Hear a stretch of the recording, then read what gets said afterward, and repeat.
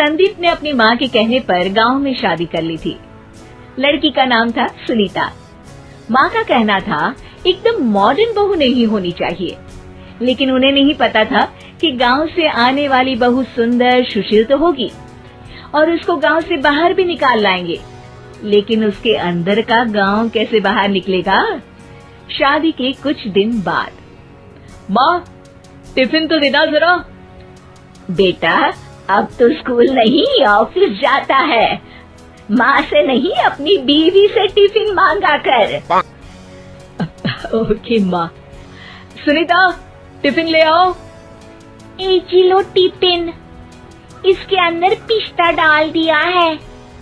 पिस्ता? पिस्ता क्यों?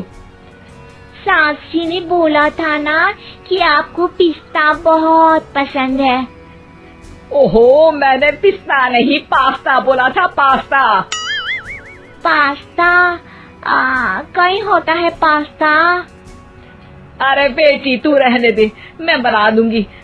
अच्छा किया कि पाव भाजी बनाने का नहीं बोला, वरना किसी के पाव बना देती है।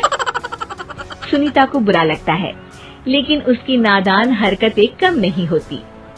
ऐसे ही एक दिन, अरे तुमने ये क्या लगाया है? अरे आप वो फूस फूस करके लगाते हैं ना, वही। डियो? कहाँ दियो? किसको दियो? अरे वही ना जिससे खुशबू आती है। हाँ सही पकड़े हैं। अच्छा लेकर तो आना। कौन सा डियो लगाया तुमने? अभी लेकर आते हैं जी। संदीप की बात मानकर सुनीता अंदर से खुशबू वाला फुसफुस लेकर आती है। OMG! OMG मतलब ओ माय गणेश ना। अरे OMG छोड़ो, और ये खुशबू वाला फुसफुस की बात कर रही थी तुम? हाँ इसी की, फिर से सही पकड़े हैं। अरे देवी, लेकिन आप सही नहीं पकड़े हैं, ये डियो नहीं है। डियो नहीं है तो क्या लियो है? अरे ये रूम फ्रेशनर है, जिसको कमरे में छिड़कते हैं, खुद पर नहीं। कोई बात नहीं, माँ कहती थी आत्मा किराएदार है, शरीर एक किराए का कर्म। हम शरीर पे ये डाल लिए तो क्या फर्क पड़ जाएगा। अरे बहू, ओ बहू, मेरे लिए फल तो ले आ, फिर मैं बाजार जाऊंगी। सुनीता अपनी सास के लिए फल लेकर आती है। अरे बेटा, पपीता, तरबूज और सेब फल ऐसे कैसे खा लूं? काट कर तो ले आ। माँ जी, मेरे गांव में तो खेत से उठा के सीधा खा लेते हैं। अरे ये तेरा गांव नहीं है ना। अरे संदीप, तू ही कुछ समझा देना इसको बेटा। मैं कैसे समझाऊं माँ, ये तो माइक्रोवेव को भी भट्टी बोलती है। कल मैंने बोला हाय कैसी हो, तो बोलती है किसी को हाय नहीं लगानी चाहिए। अरे सुनीता, तेरा क्या होगा? अभी तो कैसे बताऊं माँ जी, अभी हम कुछ करेंगे फिर पता चलेगा क्या होगा, लड़का या लड़की। हे भगवान, कहाँ से आ गई है? रामपुर से जी, आप ही तो लेकर आए थे मुझे। अरे मुझे माफ कर दो। पहले कोई गलती तो करिए जी, आपकी तो सारी गलती माफ कर देंगे हम। हाँ अरे बहू, मेरी बात सुन। फल यानी कि फ्रूट जब भी लाए ना तो काट कर लाना, ठीक है? जी ठीक है माँ जी, फल यानी फ्रूट यानी काट के लाऊंगी। सुनीता रोज ही कोई ऐसी हरकत कर देती जिसकी वजह से उसे घर में 2 बातें सुननी पड़ती। एक दिन, माँ मेरे बॉस घर पर आने वाले हैं शाम को, उनका बर्थडे है, फैमिली साथ नहीं रहती उनके, तो यही पार्टी कर लेंगे। उनको अच्छा लगा तो शायद मेरा प्रमोशन भी हो जाएगा।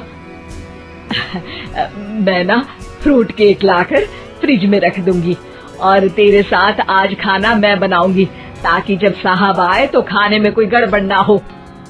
शाम को जब सारी तैयारियां हो जाती है, संदीप के साथ बड़े साहब भी घर आते हैं। आप फ्रूट केक तो ले आना बहू, फिर खाना खाएंगे। अरे इस सब की क्या जरूरत थी, आपने बुलाया वही काफी है। सर, आपका परिवार शहर में नहीं है तो हम ही आपके परिवार जैसे हैं सर।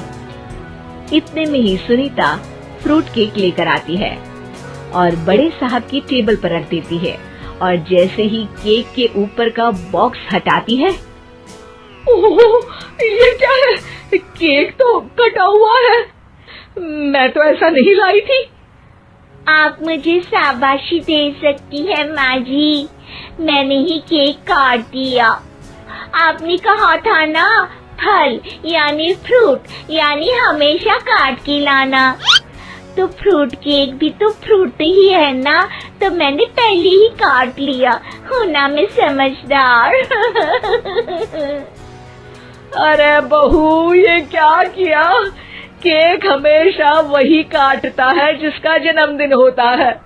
तुझे एक बात भी समझ नहीं आती, एक नंबर की बेवकूफ है। पूरा माहौल बिगड़ चुका था। संदीप को लगने लगा था कि साहब उसे प्रमोशन तो दूर की बात है, कहीं डिमोशन ना दे दे, लेकिन साहब बीच में ही बोल पड़ते हैं। अरे कोई बात नहीं, ये इनकी बेवकूफी नहीं है, इनका भोलापन है। बेटा आप कहाँ से हो? रामपुर गांव से। अरे वाह, गांव से? फिर तो आपके गांव में ताजे फल और सब्जियां मिलते होंगे। हाँ, सही पकड़े हैं, हम तो काटते भी नहीं, सीधा खा लेते हैं। मैं ना एक बार तुम्हारे गांव घूमने जरूर चलूंगा। क्यों संदीप, ले चलोगे ना?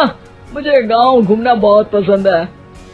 बस फिर क्या था, संदीप और सास दोनों खुश हो गए, क्योंकि साहब को सुनीता ने गांव की बात करके खुश कर दिया था। अब संदीप का प्रमोशन पक्का था। शिक्षा, कभी भी किसी भी गलती पर घबराना नहीं चाहिए। हो सकता है कि उस गलती की वजह से आगे बड़ा फायदा हो जाए।